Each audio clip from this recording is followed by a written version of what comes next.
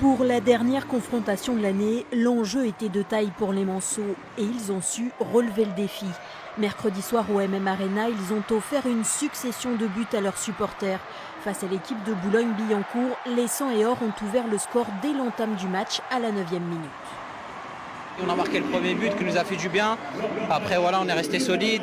Et il faut dire aussi qu'on a joué ce soir face à une équipe très joueuse. Le deuxième but des Sartois vient juste avant la mi-temps sur ce coup franc avec une défense à la peine des Franciliens.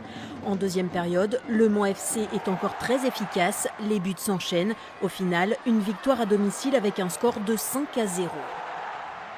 On a fait un match intéressant, un peu poussif en première période, et puis on a corrigé le tir. On a été beaucoup plus virevoltant, beaucoup plus simple en seconde période. C'est beaucoup de satisfaction d'avoir 34 points à la fin de cette phase aller. Il y a un état d'esprit assez extraordinaire dans ce groupe. Avant la trêve, le Mans FC se positionne en leader de son groupe de National 2. De quoi ravir les spectateurs. Pour l'occasion, près de 8000 personnes étaient présentes dans les tribunes. Parmi eux, beaucoup de jeunes licenciés de la Sarthe invités par le club pour fêter Noël. On est dans une démarche de reconquête. Tout le monde connaît l'histoire de Mans FC. Il y a eu un très bel amour, une très belle histoire entre le Mans FC et puis ses supporters. Aujourd'hui, on redémarre, on essaie de regravir les marches les unes après les autres. C'est long, c'est compliqué, il nous faut du temps. On est là pour mettre en place un vrai projet.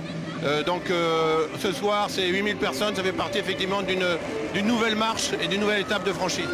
Dès le début de l'année, un nouveau défi attend les Manceaux. Le 6 janvier, ils recevront au MM Arena les Lillois, une équipe de Ligue 1 pour les 32e de finale de la Coupe de France.